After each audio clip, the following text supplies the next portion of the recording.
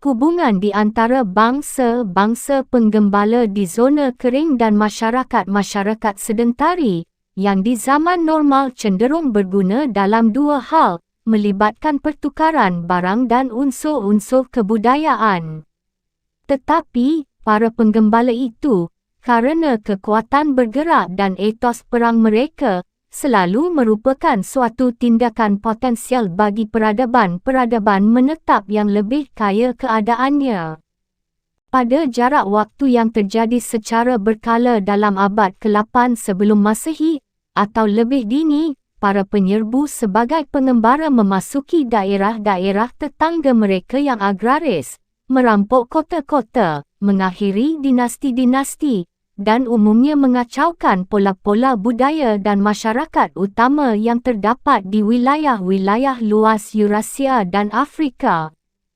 Gerakan sebagai pengembara yang terakhir dan besar itu terjadi pada abad ke-13, ketika orang-orang Mongol dan sekutu mereka yang berbahasa Turki meledak keluar dari Asia Tengah dan menaklukkan China, Rusia, dan sebahagian besar Timur Tengah. Mereka menciptakan imperium teritorial paling luas yang pernah dikenal dunia selama ini.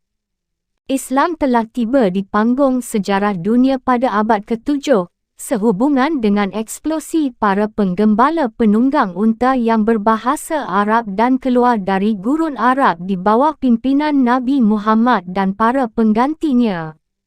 Penulisan sejarah Barat telah memberikan sejumlah perhatian besar terhadap evolusi awal peradaban Islam, yakni abad klasikal dari Khalifah Abbasiyah, berpusat di Baghdad antara abad ke-8 dan ke-10.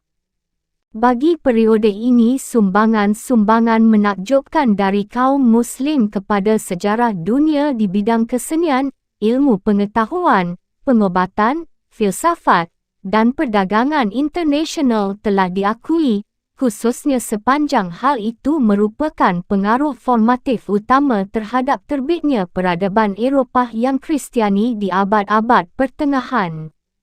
Tetapi tepatnya kerana para sejarawan Barat telah menaruh perhatian terhadap Islam, khususnya dalam hal dampaknya terhadap perkembangan kelembagaan-kelembagaan Eropah.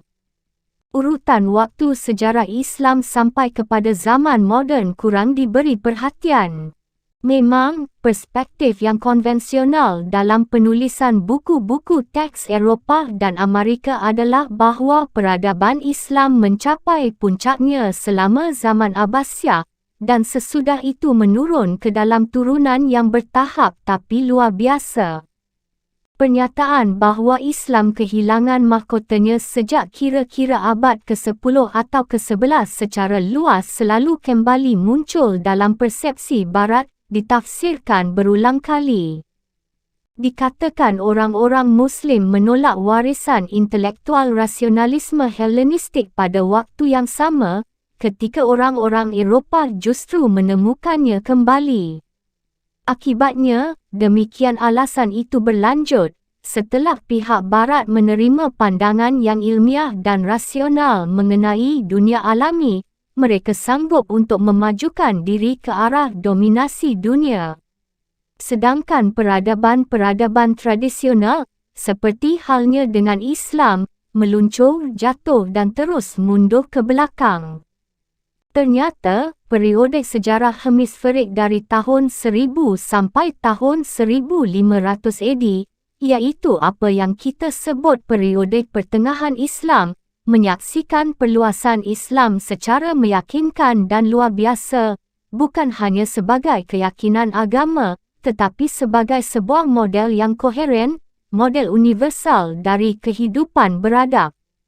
Untuk meyakinkan hal ini, kecerdasan yang sungguh-sungguh, terkonsentrasi dan inovatif dari Khalifah Abbasiyah tidak dapat diulang kembali pada separuh ribuan tahun berikutnya dalam sejarah Islam.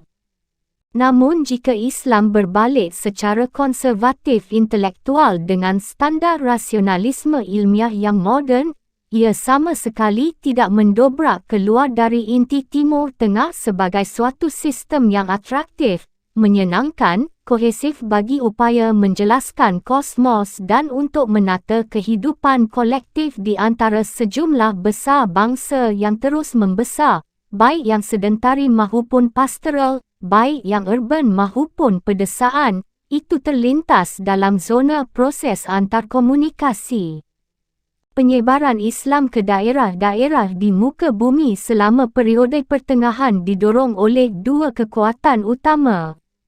Satu di antaranya ialah kemajuan bangsa-bangsa penggembala Muslim yang berbahasa Turki dari Asia Tengah menuju Timur Tengah. Sebuah gerakan yang dimulai dengan penyerangan-penyerangan orang Turki Seljuk secara besar-besaran pada abad ke-11. Selama 300 tahun berurutan tentara-tentara kavaleri Turki bergerak ke arah barat, memasuki Asia Kecil dan Rusia Selatan serta ke arah timur ke India. Kekuatan kedua ialah gerakan para pedagang Muslim dengan cara bertahap dan kuat memasuki lingkaran Samudra Hindia, yakni Asia Tenggara, India dan China, mahupun Asia Tengah dan Afrika Barat di selatan Sahara. Namun sumbangan paling besar dari para pejuang dan pedagang yang mendirikan dominasi militer di beberapa tempat, dan di tempat-tempat lain hanya paguyuban-paguyuban mukminin di bawah para penguasa non-Muslim. Tujuannya untuk mempersiapkan dasar bagi pengaruh-pengaruh para kader religius dan intelektual Muslim. Mereka itulah, melalui jangka waktu yang lebih lama, mendirikan dasar kelembagaan-kelembagaan peradaban Islam di daerah-daerah baru ini dan melaksanakan perubahan kebudayaan di kalangan bangsa-bangsa non-Muslim. Suatu pandangan teliti terhadap pola-pola bepergian dan migrasi pada zaman pasca Abbasiyah mengungkapkan suatu penyebaran secara diam-diam, tapi bersifat pasti, dari para sarjana hukum, pakar teologi, para sufi, seni sastra, tulisan, arsitek dan ahli pertukangan yang keluar dari pusat-pusat Islam yang lebih tua menuju daerah-daerah perbatasan baru kegiatan militer perdagangan Muslim. Pada waktu yang bersamaan, para anggota elit kebudayaan ini hidup dan bepergian ke daerah-daerah yang lebih jauh. Mereka memelihara pertalian yang erat dan konsisten dengan kota-kota di negeri-negeri tempat pusat Islam, sambil menciptakan bukan saja tersebarnya orang-orang Muslim terpelajar dan terdidik yang melintasi muka bumi, tetapi juga menciptakan suatu jaringan kerja komunikasi kultural yang terpadu, tumbuh dan bertambah sendiri. Lebih lagi, nilai-nilai Islam yang lebih mendasar cenderung untuk merangsang keberanian mencapai mobilitas sosial yang lebih tinggi tingkatannya dan kebebasan bergerak bagi perorangan dari kota yang satu ke kota lainnya di zaman tersebut. Budaya Islami memberi tekanan kuat pada perilaku egaliter dalam hubungan-hubungan sosial yang didasarkan pada cita-cita suatu paguyuban kaum mukminin, dengan memiliki kedudukan sama di hadapan satu Tuhan dan hukum sucinya. Untuk meyakinkan, sebuah teluk yang lebar telah memisahkan yang kaya dan perkasa dari yang miskin dan lemah, seperti halnya pada masyarakat-masyarakat beradab sampai saat ini. Tetapi Islam menolak perlembagaan kedudukan yang dituntut, eksklusivitas etnik, ataupun kesetiaan teritorial murni. Dinamika kehidupan sosial berpusat bukan di antara kelompok-kelompok yang ditentukan dengan kaku dan pasti seperti yang terdapat di India yang beragama Hindu, atau malahan pada tingkat yang lebih kurang di Barat pada zaman pertengahan. Tetapi dinamika itu terdapat pada apa yang disebut Hodgson kontraktualisme egalitarian, permainan yang relatif bebas dari hubungan-hubungan di antara perorangan dalam pengertian konformitas perorangan yang merujuk kepada standar akhlak Islam. Akibatnya ialah, apabila dalam Darul Islam seseorang bepergian, mencari pekerjaan, atau membeli dan menjual, aturan-aturan sosial dan moral, sikap yang sama secara luas diterapkan, yakni aturan-aturan yang terdapat di dalam syariat. Dunia Islami pada zaman Ibnu Battuta secara politis terbagi atas sekian banyak kerajaan besar dan kecil. Para penguasa menyadari bahawa peraturan-peraturan hukum administratif dan hukum pidana harus ditaati, tetapi mereka tidak menuntut otoritas ketuhanan. Untuk sebagian besar, kaum Muslim yang selalu berpindah tempat para pedagang, sarjana, dan orang-orang terdidik, terpelajar dari pelbagai jenis memandang pembatasan-pembatasan berdasarkan negara sebagai kewajiban yang tidak perlu dan memberikan kepada mereka sedikit mungkin perhatian. Ketaatan utama mereka ialah kepada Darul Islam sebagai suatu keseluruhan. Titik vokal dari hidup bermasyarakat mereka bukan terletak pada negeri yang sama, tetapi pada kota yang mana. Di dalamnya orang-orang Muslim yang berfikiran mondial melaksanakan urusan-urusan antarpribadi mereka, terutama kaitannya dengan standar-standar hukum fikih yang universal dan uniform. Penaklukan Mongol yang keterlaluan atas Persia dan Suriah, yang terjadi antara tahun 1219 dan 1258, bagi orang-orang Muslim kelihatannya sebagai suatu tujuan untuk menangani eksistensi peradaban Islam yang benar-benar ada. Justru pada waktu itulah Ibnu Battuta mengawali pekerjaannya sebagai musafir. Dominasi politik Mongol atas sebagian besar Eurasia semakin kondusif sampai pada perluasan lebih lanjut dari Islam dan kelembagaan-kelembagaannya.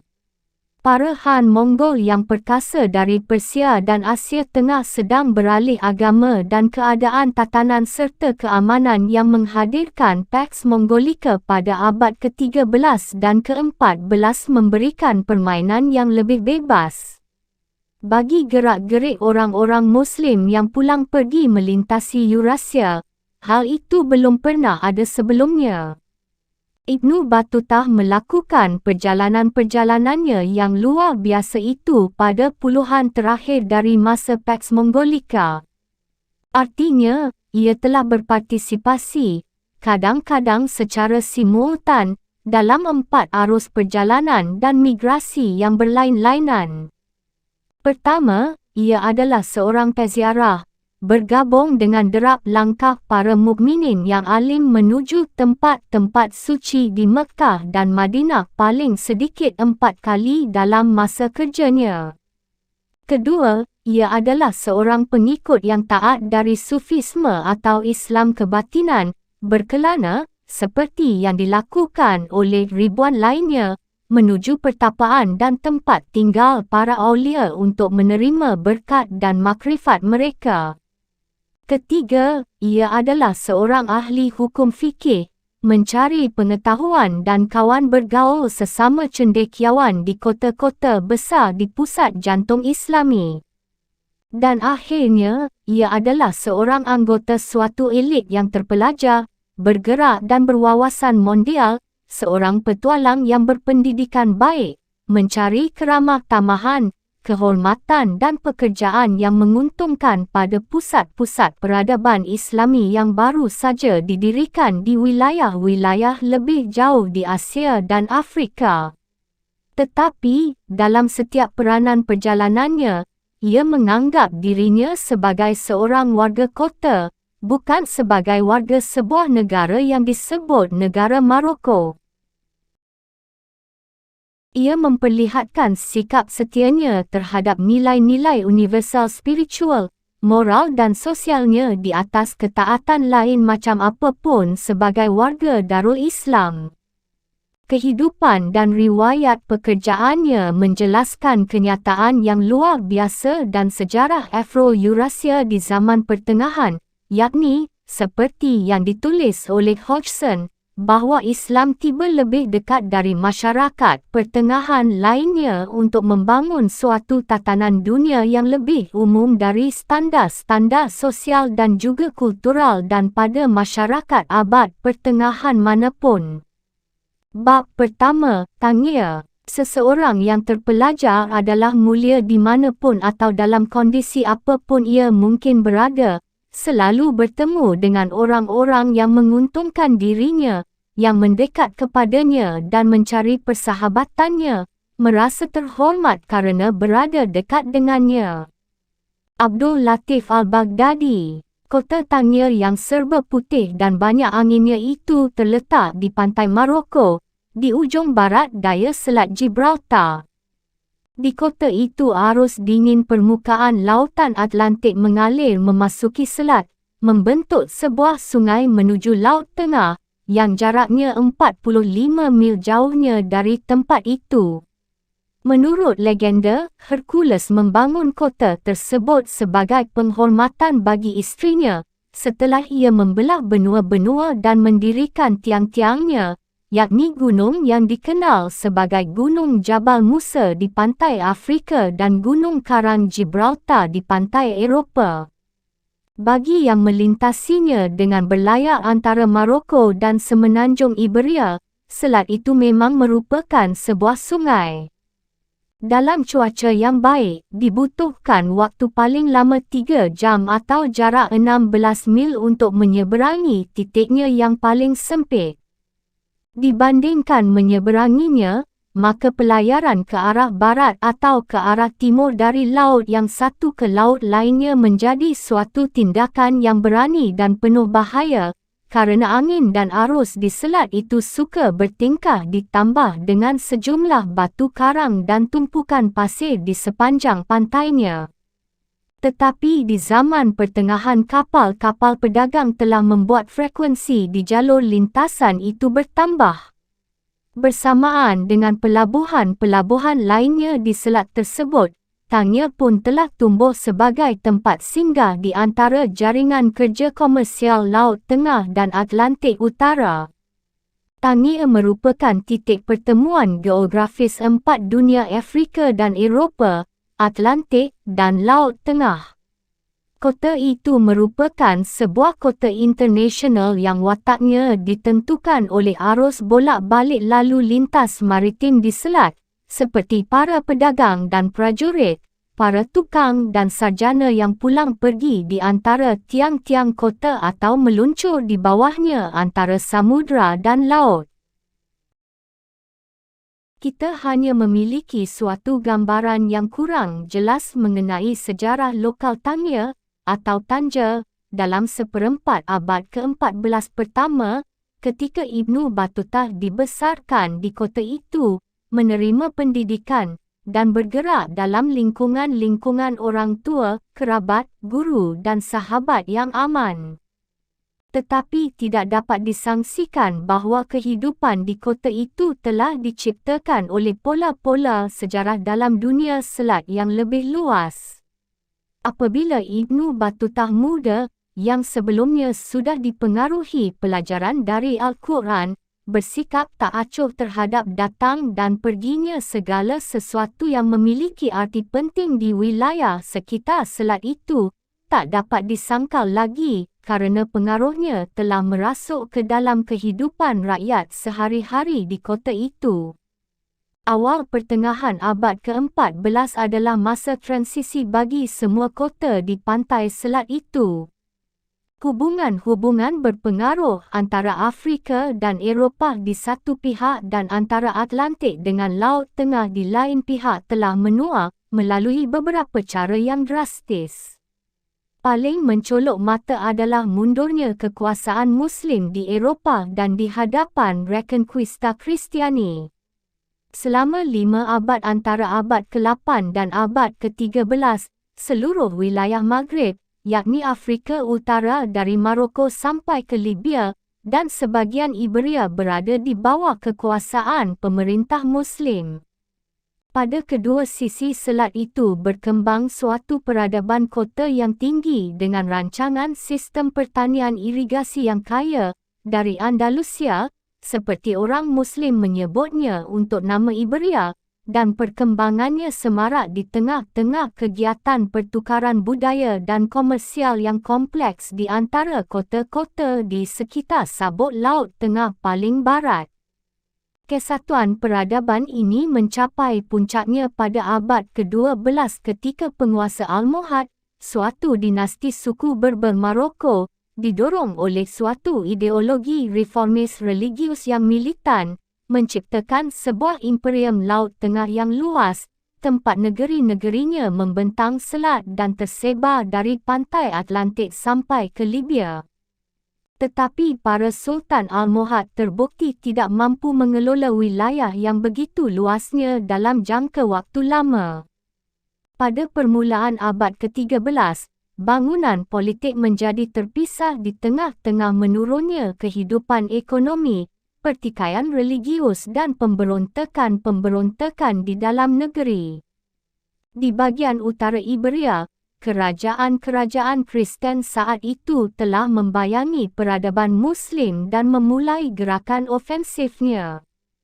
Kemenangan pasukan gabungan dari kekuatan Aragon, Castilia, dan Portugis atas tentara Almohad pada pertempuran Las Navas de Tolosa pada tahun 1212 adalah yang pertama dari sebuah rangkaian kemajuan Kristiani yang spektakular melawan wilayah kekuasaan Muslim.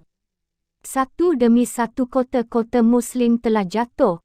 Cordova pada tahun 1236, Valencia tahun 1328 dan Seville pada tahun 1248.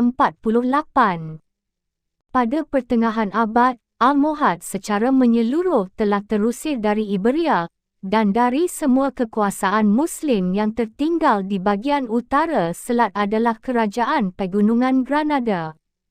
Di Afrika Utara, Almohad terpecah menjadi 3 kerajaan yang lebih kecil. Satu di bahagian timur Maghreb Ifriqiya, diperintah oleh dinasti Hafsid. Kedua di bahagian tengah Maghreb diperintah oleh keluarga Abdul Al-Wadid. Dan ketiga di Maroko di bawah kekuasaan seorang pejuang pengembara asal suku Berber yang dikenal dengan nama Banu Marin atau dinasti Marinik.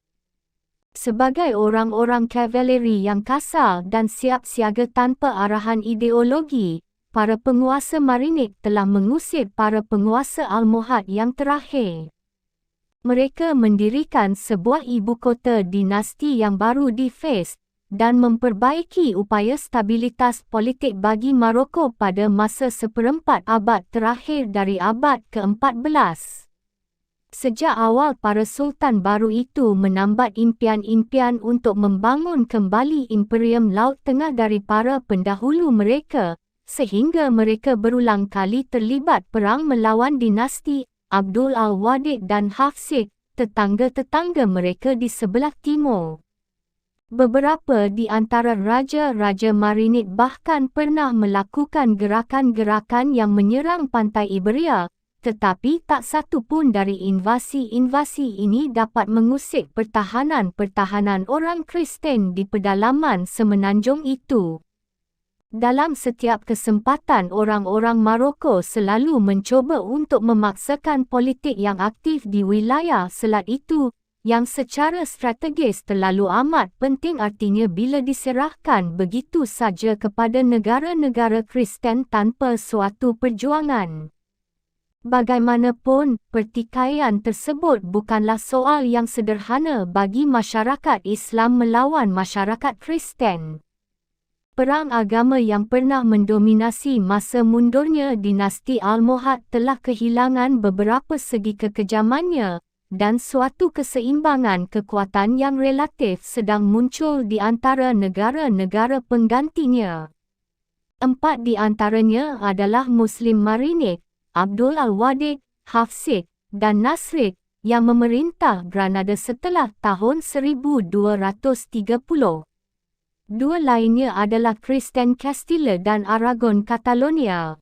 Di masa lebih akhir dari abad ke-13 sampai pada abad berikutnya, keenam kerajaan ini telah berlomba dalam upaya perdamaian dan peperangan dengan sedikit menyinggung hal-hal agama, yang terutama berguna sebagai pembungkus ideologis bagi semua kegiatan politik pragmatis atau militer.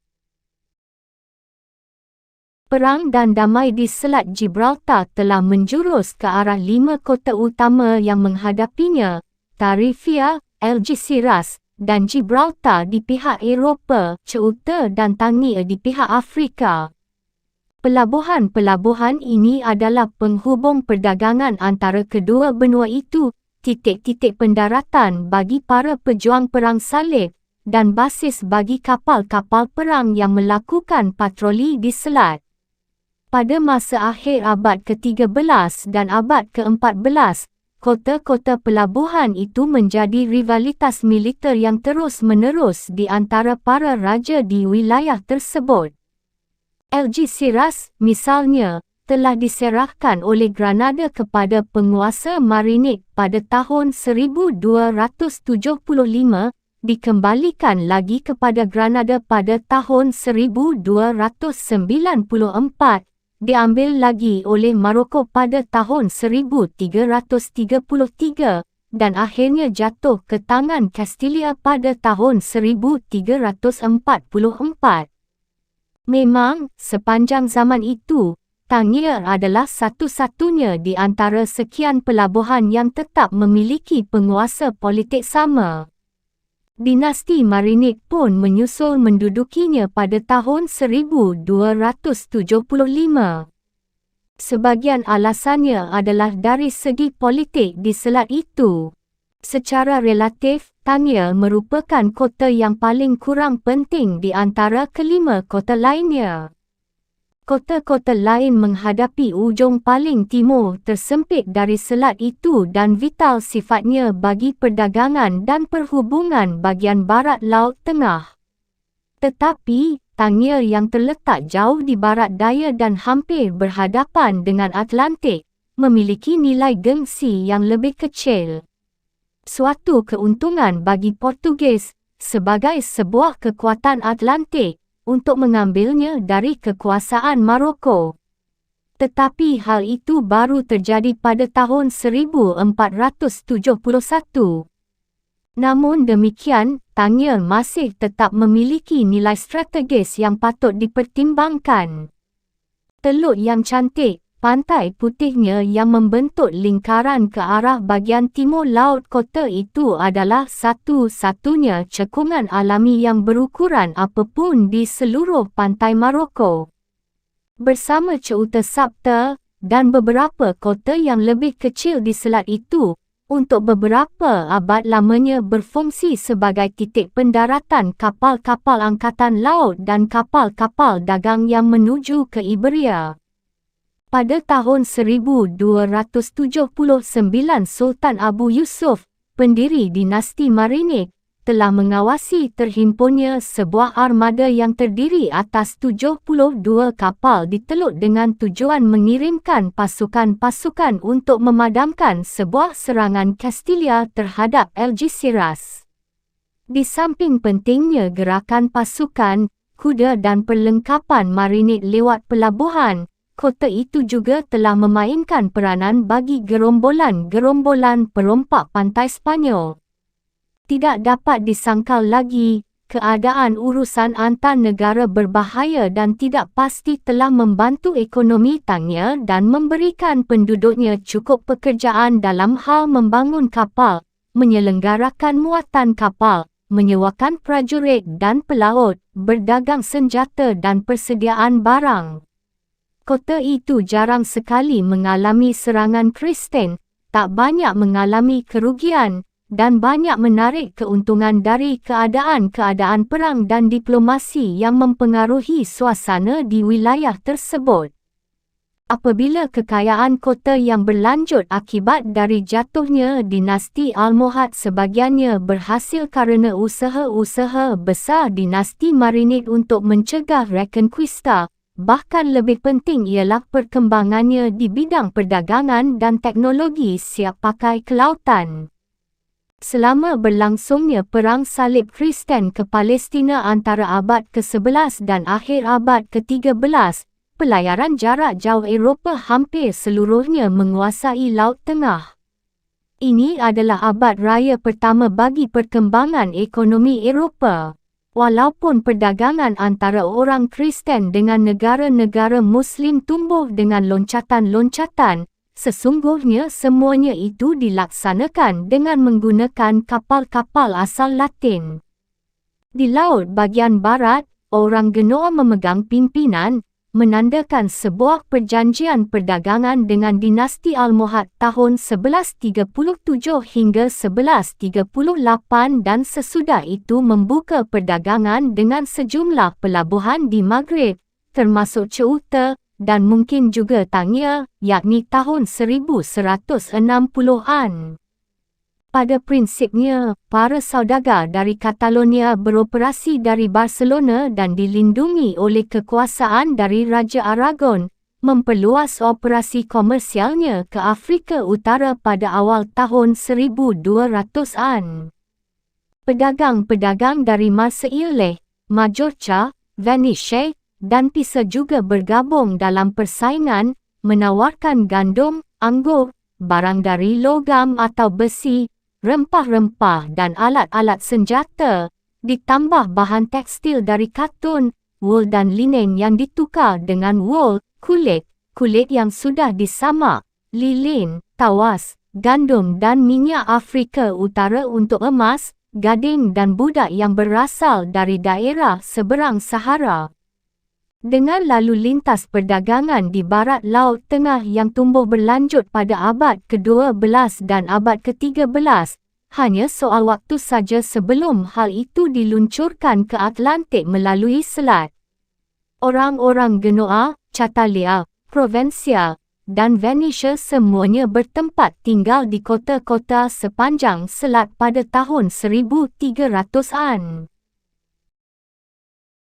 Tetapi masih ada keuntungan-keuntungan yang lebih besar untuk pergi lebih jauh. Ke arah selatan terletak pelabuhan-pelabuhan Atlantik dari Maroko dan harapannya bukan saja memperluas perdagangan Maghribi tetapi juga melepas sebagian emas yang diperoleh dari Afrika Barat sebelum barang dagangan itu mencapai tempat-tempat penyalurannya di Laut Tengah.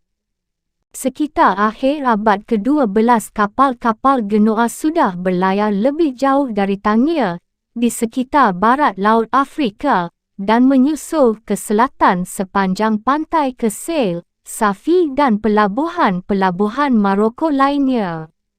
Tahun 1291 Vivaldi bersaudara yang gagah berani dari Genoa telah hilang di terra incognita setelah berlayar di sepanjang pantai Maroko ke arah selatan, dengan tujuan India, 2 abad lebih dini dari ketentuan sejarah. Setelah tahun 1275, para pedagang Genoa juga mulai berlayar ke arah barat laut dari selat mengitari punggung besar Iberia dan memasuki perairan Atlantik Utara. Kira-kira tahun 1300, baik kapal-kapal galley, yakni sejenis perahu zaman dahulu, Genoa maupun Venice membuat perjalanan-perjalanan yang teratur ke pelabuhan-pelabuhan di Inggris dan Flandia, membawa barang-barang dari negeri-negeri Laut Tengah dan kembali dengan wool, kayu dan produk lain dari bagian utara Eropah. Di sinilah terjadi hubungan maritim yang besar antara samudera dan lautan, yang akan berpengaruh besar terhadap proses transformasi Eropah pada akhir abad pertengahan kemudian. Invasi ke kawasan Atlantik oleh pelayaran Laut Tengah telah membuat Selat Gibraltar secara strategis lebih penting dari zaman sebelumnya dan memberikan gelombang vitalitas komersial baru kepada kota-kota di sepanjang tepinya.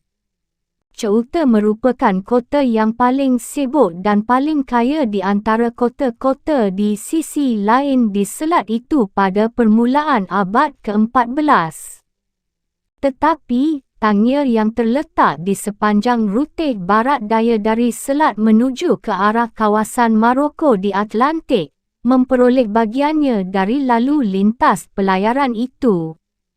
Pada bulan-bulan yang cuacanya cukup baik, kapal-kapal dari Genoa, Catalonia, Pisa, Marseille, dan Majorca dapat dilihat di Teluk Tangya. Kapal gali yang gemulai mengambang rendah di atas permukaan air dan mencari jalannya menuju pantai dengan kekuatan para pendayungnya. Kapal-kapal dengan tepi-tepinya yang tinggi beserta layar-layar segitiganya yang besar dan barangkali kadang-kadang, setelah tahun 1300, kapal-kapal kincir berlunas segi empat yang mirip bak dari beberapa pelabuhan di pantai Atlantik asal Portugis atau Spanyol. Dan ditambah lagi dengan sebuah kerumunan perahu Muslim yang keluar dari pelabuhan untuk berderap di pantai Maghribi, pulang pergi membawa muatan ke pelabuhan-pelabuhan Iberia atau mengambil ikan di perairan selat. Gerakan para pedagang dan pelaut Kristen yang keluar masuk kota itu mestinya merupakan hal yang terjadi secara teratur. Di waktu-waktu normal, para pengunjung ini berbaur bebas dengan penduduk lokal Muslim untuk pertukaran berita dan cekcok mengenai harga barang. Memang, Tangya merupakan sebuah kota perbatasan di abad ke-14. Dengan serdadu-serdadu Berber yang kasar, yang berderap sepanjang menuju kapal-kapal perang mereka, pedagang-pedagang Kristen dan Muslim bersenggolan satu dengan lainnya di galangan kapal dan di gudang penyimpanan, para bajak laut yang melepas hasil rampokan mereka di bazar, maka kota itu menggambarkan wajah tegang perbatasan yang penuh bual dari zaman itu. Terpancang pada sudut bagian barat dunia Muslim dan terperangkap dalam pola-pola perubahan perdagangan dan kekuasaan di kawasan Laut Tengah, kota itu lebih banyak merupakan sebuah kota yang tidak mengenal istirahat bersifat kosmopolitis dari sifat-sifat yang sebelumnya ia memiliki. Kota itu merupakan jenis tempat yang memungkinkan tumbuhnya seorang anak muda dan mengembangkan desakan untuk berkelana. Dalam laporan petualangan dunianya, Ibnu Battutah dengan jujur tidak menceritakan apa-apa mengenai awal masa kehidupannya di Tangya.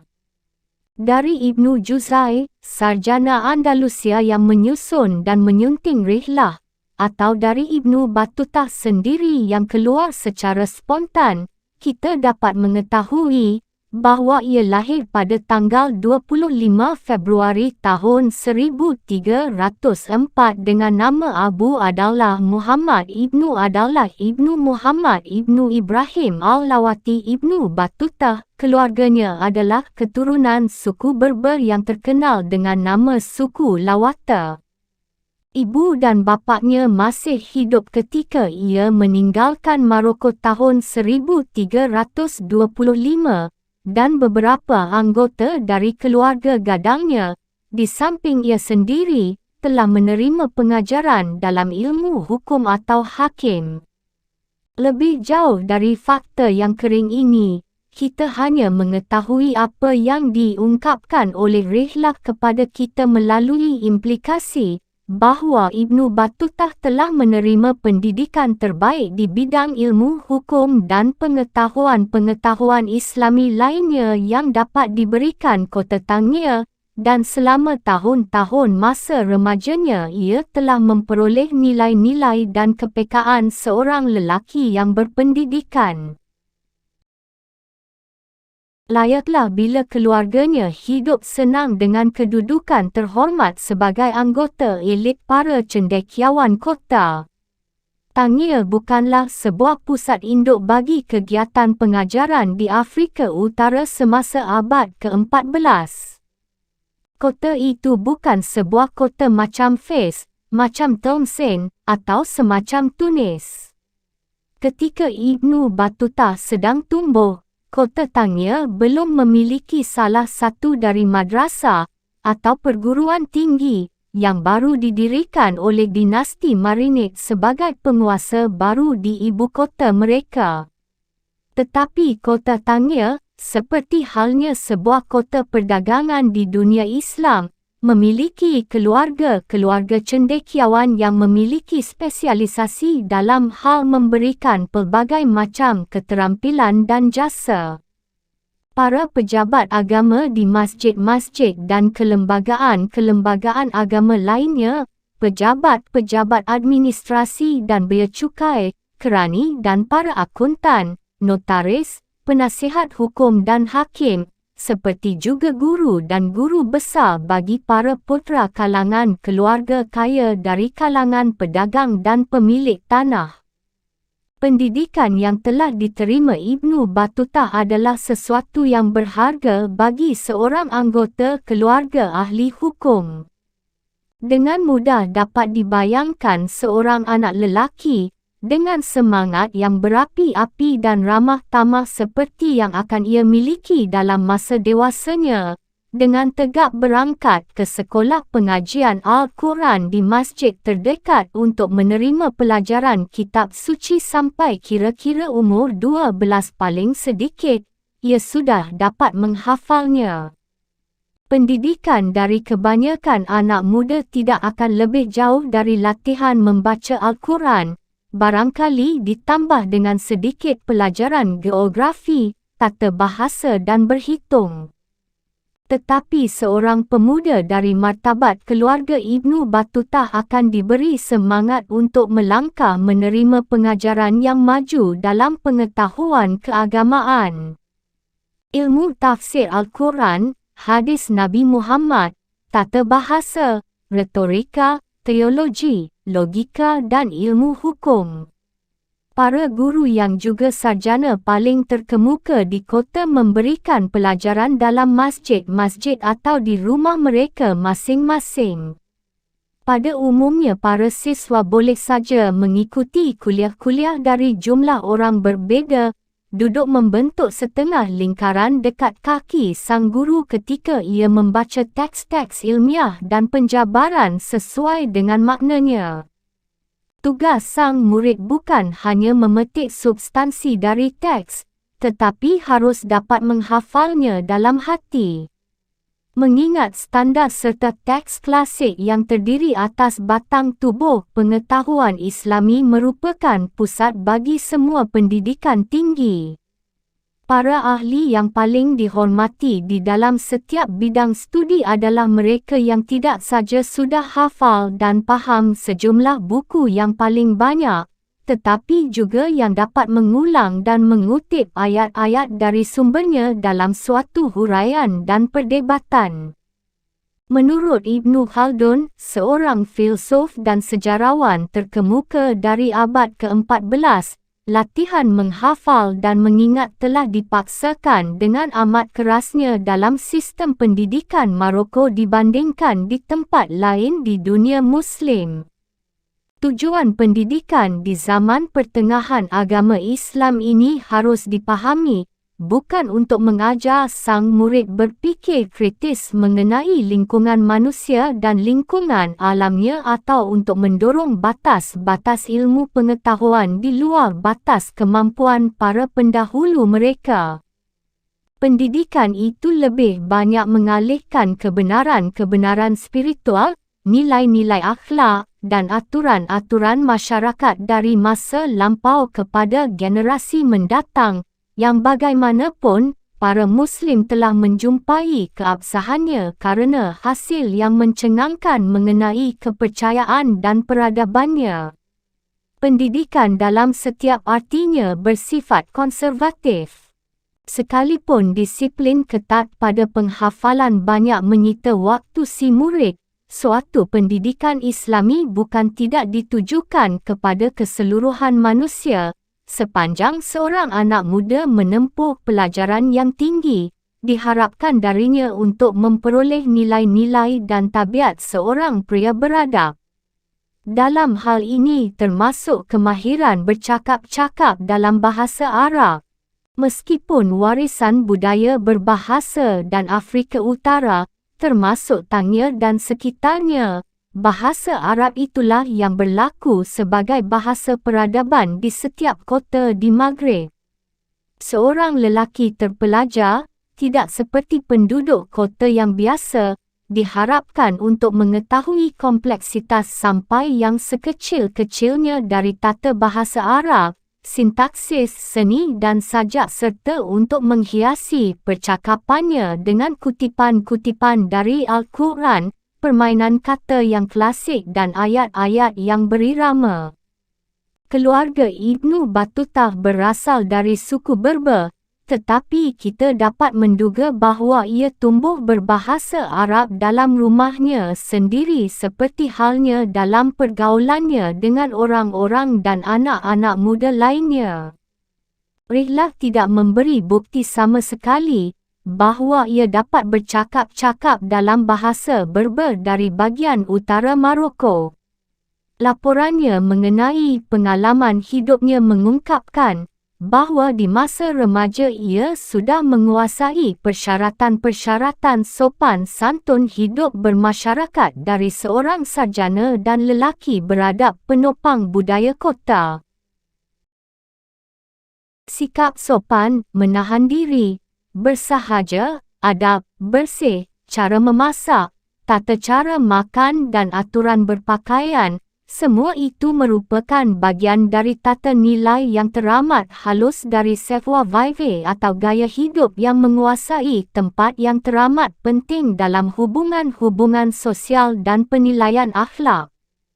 Apa saja yang menyebabkan sifat malu dan menyebabkan sikap jengkel atau perasaan tidak nyaman seseorang dianggap tidak sopan. Seorang lelaki yang bersikap sopan santun dan halus budi pekertinya, kelihatan pada perilakunya suatu kombinasi dari sikap, tindakan dan kata-katanya, yang membuat hubungan-hubungannya dengan orang lain serba serasi, akrab dan demikian alamiah, sehingga mereka kelihatannya bertindak ikhlas. Lukisan tersebut berlaku bagi orang-orang Maroko terpelajar pada abad ke-19, tetapi hal itu pun dapat saja diterapkan pada Ibnu Battutah dan kepada orang-orang berpendidikan baik di zamannya. Apabila selama perjalanannya keliling dunia ia dapat memperlihatkan beberapa ciri yang kurang menyenangkan, kurang sabar, ugal-ugalan, keras, merasa benar sendiri dengan gaya serba alim dan kecenderungan untuk merasa muak terhadap kehadiran yang serba makmur atau serba kuasa, maka ia bukanlah seorang pribadi yang benar-benar beradab.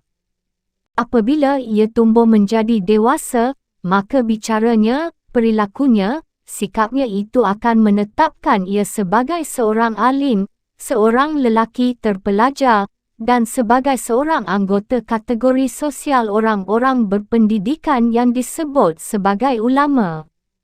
Apabila pendidikannya telah maju, ia mulai mengkhususkan diri di bidang ilmu hukum, seperti halnya dengan anggota-anggota keluarga lainnya telah pula melakukannya. Kajian ilmu hukum, dalam bahasa Arabnya fiqh atau fikih, adalah satu di antara ilmu-ilmu pengetahuan religius yang fundamental. Dalam agama Islam, hukum sakral atau syariat intinya dibangun atas dasar wahyu yang termaktub dalam Al-Quran dan merujuk kepada ucapan serta tindakan Nabi. Secara ideal hal itu bukan saja dasar dari praktik religius suatu tatanan masyarakat dalam ungkapannya yang paling luas. Meskipun para raja dan para pangeran Muslim mengumumkan undang-undang administratif dan pidana mereka apabila ada peristiwa yang memerlukannya, dan begitu meningkat pada zaman abad pertengahan Islam, maka syariat ditujukan kepada spektrum sepenuhnya dari hubungan-hubungan sosial itu sendiri, perkawinan, pewarisan, perbudakan, perpajakan, hubungan perdagangan, perilaku moral, dan seterusnya. Tidak seperti halnya di dunia Kristiani, tak ada perbezaan formal di antara sistem hukum kanon agama dan sekular. Oleh kerana itu, latihan yuridis yang telah dialami Ibnu Battutah secara keseluruhan terpadu dengan pendidikannya di bidang teologi dan kesusasteraan. Dalam Islam Sunni, aliran pokok utamanya atau barangkali kurang tepat dikatakan, Islam yang ortodoks. Sistem-sistem hukumnya meliputi 4 mazhab, yakni Hanafi, Syafi'i, Maliki dan Hambali. Keempat mazhab itu berbeza dalam hal-hal perincian yuridis, tetapi tidak demikian dalam hal prinsip-prinsip hukum yang fundamental. Dengan mazhab mana seseorang bergabung, banyak sekali tergantung dari tempat mana orang itu dilahirkannya. Sejak mazhab-mazhab itu berkembang selama abad-abad zaman Islam yang pertama menurut garis-garis teritorial. Mazhab Maliki dinamakan menurut nama pendirinya, Malik Ibnu Anas pada abad ke-9, secara historis telah mendominasi wilayah Afrika Utara. Para penguasa Almohad dari abad ke-12 dan ke-13 memiliki cara pendekatan yang kentara terhadap jurisprudensi yang menempatkan mereka dan minoritas sarjana yang melayani dinasti itu terpisah dari keempat mazhab dan terlibat ke dalam tindakan penekanan yang luar biasa terhadap para doktor mazhab Maliki. Para panglima perang marinir yang kasar, yang telah mengambil alih kedudukan dinasti Almohad, sama sekali tidak memikirkan hal ihwal hukum. Mereka, bagaimanapun, segera mengambil jarak antara mereka sendiri dari ideologi para pendahulu mereka dengan menjagokan berdirinya kembali mazhab Maliki. Dengan cara demikian mereka telah memperoleh kedudukan dan keabsahan hukum di mata mayoritas orang Maroko yang terpelajar dan memperoleh bantuan dari mereka dengan mengukuhkan tatanan politik yang baru itu. Oleh kerana itu, Ibnu Battuta tumbuh dan pergi ke sekolah sewaktu berlangsungnya masa kelahiran kembali kajian ilmu hukum mazhab Maliki. Dan sifatnya sebagian kerana mazhab Maliki pernah tidak disukai untuk sementara waktu dan kini sudah kembali lagi. Pendidikan ilmu hukum di Maroko pada abad ke-14 cenderung untuk menerima tafsir hukum dari teks-teks mazhab Maliki yang sifatnya tidak kritis dan doktriner. Kuliah-kuliah ilmu hukum yang ia ikuti kebanyakan melibatkan presentasi dan penghafalan bagian-bagian dari batang tubuh fikih mazhab Maliki. Para guru besarnya menggunakan ikhtisar-ikhtisar dan singkatan teks-teks hukum yang utama dari mazhab tersebut.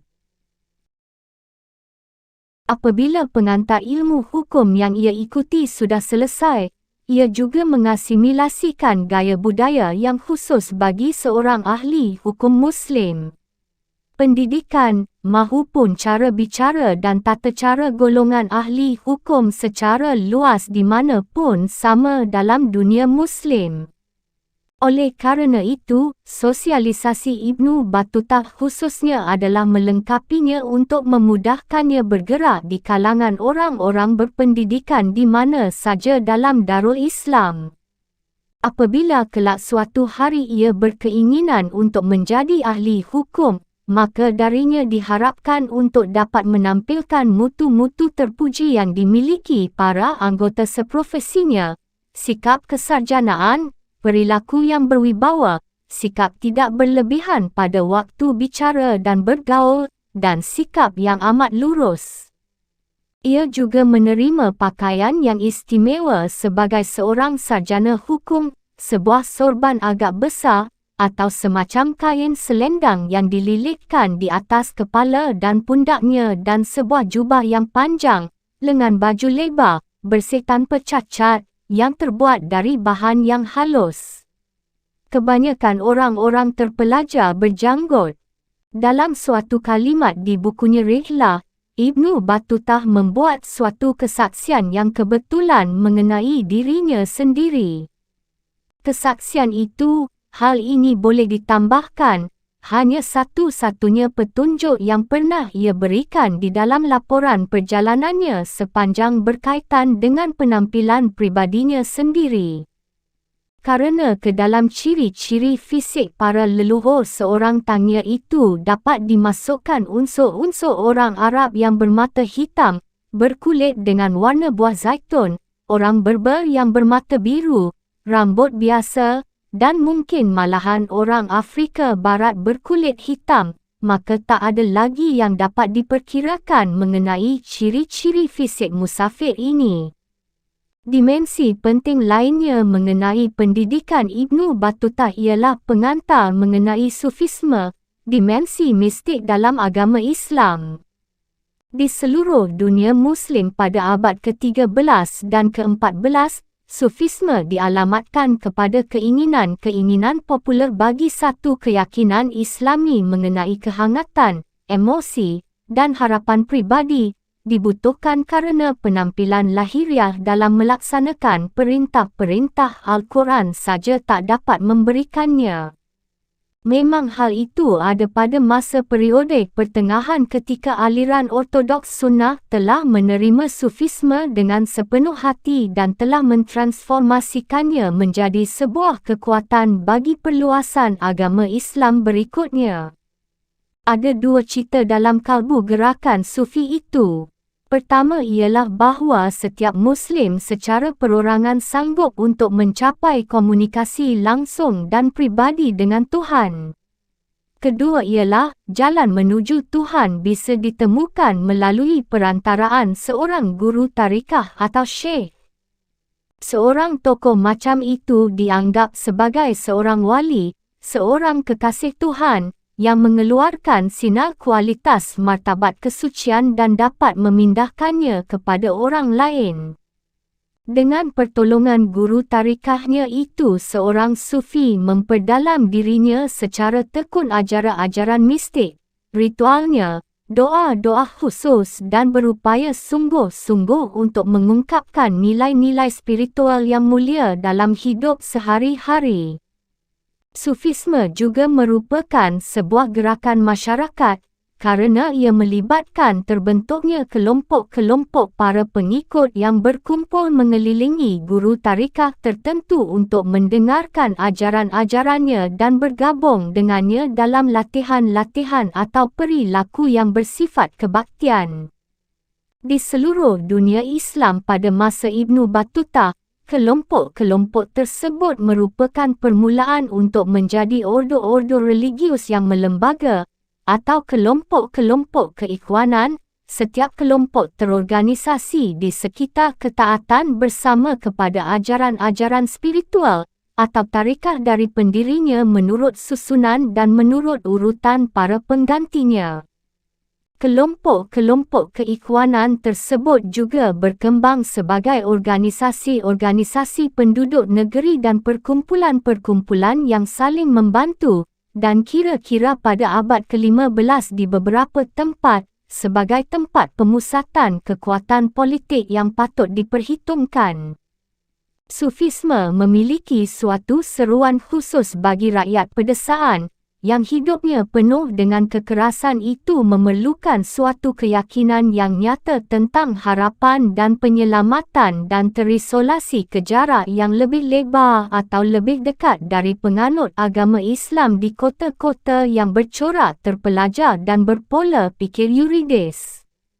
Loji-loji Sufi, yang disebut Zawiyah, diorganisasikan sebagai pusat-pusat ibadah, pendidikan tarikah dan amalan yang soleh, bermunculan di seluruh Afrika Utara pada zamannya Ibnu Battuta, khususnya di kalangan penduduk pedesaan suku Berber, yang memberikan suatu kepercayaan agama yang lebih mudah diterima dan sebagai suatu jenis pengalaman bersama yang baru.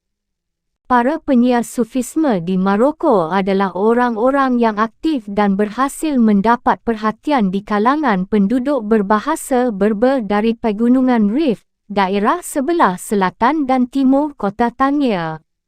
Tetapi gagasan-gagasan mistik juga telah memasuki kota-kota pada abad ke-13 dan 14, mungkin lebih awal di Tangier, kerana letaknya lebih dekat dengan Pegunungan Rif. Selain itu, kota Tangier, kerana sifatnya yang secara intelektual amat terhormat, bukanlah satu-satunya benteng besar bagi aliran ortodoks yang hanya merujuk kepada yang tertulis seperti halnya di Fes, tempat para doktor mazhab Maliki menduduki tempat kepemimpinan dengan tetap cenderung bersikap curiga terhadap sufisme atau terhadap gagasan-gagasan religius apapun yang tidak terdokumentasi dalam kitab-kitab ilmu hukum atau ketentuan-ketentuan teologis. Sekalipun kita tidak mempunyai gambaran mengenai pengalaman awal Ibnu Battuta dengan sufisme, namun perilakunya selama perjalanan-perjalanannya itu sendiri telah membuktikan bahawa ia telah tumbuh dalam suasana kemasyarakatan yang kaya dalam kepercayaan mistik, dan bahawa gagasan-gagasan tersebut telah terjalin erat dengan pendidikan skriptunal dan formal.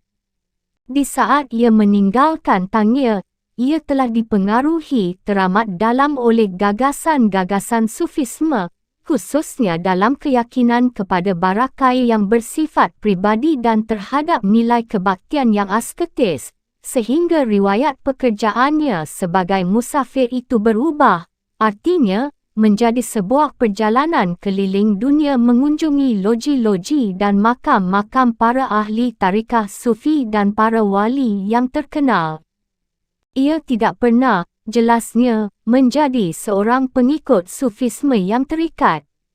Selama hidupnya ia tetap seorang sufi yang awam, menghadiri pertemuan-pertemuan tarikah, mencari doa dan makrifat cahaya spiritual dan menyendiri pada waktu-waktu singkat tertentu untuk kontemplasi asketis.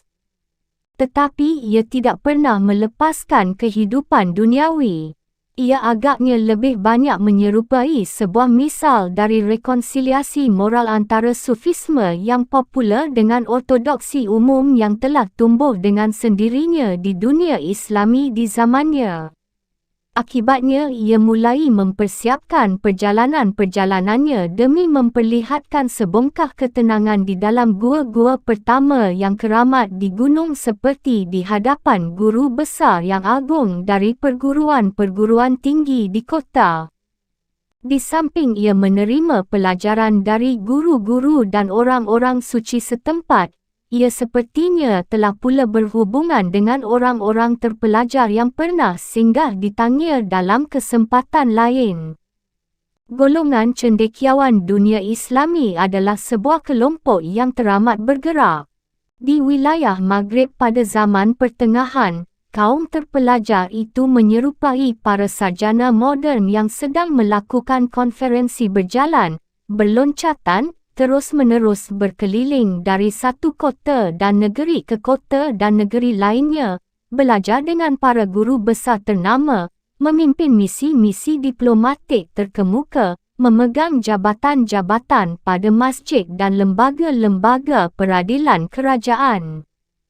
Para sarjana datang dan pergi melintasi Selat Gibraltar, antara kota-kota di Maroko dan Kesultanan Nasrid. Memang Ibnu Battuta mempunyai seorang saudara sepupu, ini dikisahkan dalam rihlah kepada kita, yang bekerja sebagai kadi di Ronda, sebuah kota di Andalusia. Lepas dari perputaran umum itu, dalam jangka waktu panjang ada pula sebuah pola migrasi satu arah dari orang-orang berpendidikan dari Andalusia menuju Afrika Utara. Hal itu semacam hijrahnya para sarjana ke luar negeri yang meningkat, sebagai jawapan terhadap masuknya kekuasaan Kristiani yang baru dan hilangnya kebersamaan akan rasa aman dan kesempatan bagi orang-orang Muslim di tepi sebelah utara selat itu. Tetapi, apa yang hilang di Iberia, merupakan perolehan bagi Afrika Utara, kerana para sarjana dan para pengrajin Andalusia, yang tiba dalam gelombang-gelombang sporadis di antara abad ke-13 dan abad ke-14, telah banyak menghidupkan kehidupan kultural kota-kota daerah Maghribi. Apabila kota Tangier telah menerima beberapa imigran dibandingkan dengan Fez atau kota-kota utama lainnya, warisan dari tradisi intelektual Andalusia yang besar itu telah banyak menghapus pengaruh kelas kaum cendekiawan kota itu menurut ukuran yang cukup jelas.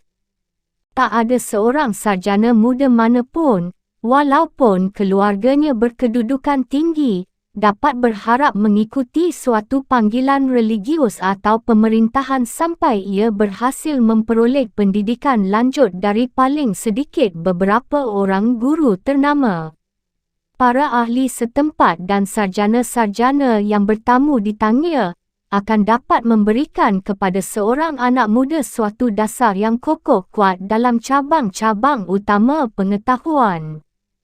Tetapi setiap pemuda dengan selera intelektual yang luas dan ambisi pribadi untuk bersaing dipersyaratkan untuk bepergian sejalan dengan yang lainnya dari komunitas para cendekiawan. Fes hanya terletak beberapa hari saja ke arah selatan dan perguruan-perguruan tingginya yang baru saja didirikan di bawah asuhan dinasti Marinik telah memikat para mahasiswa dari kota-kota provinsi di Maroko.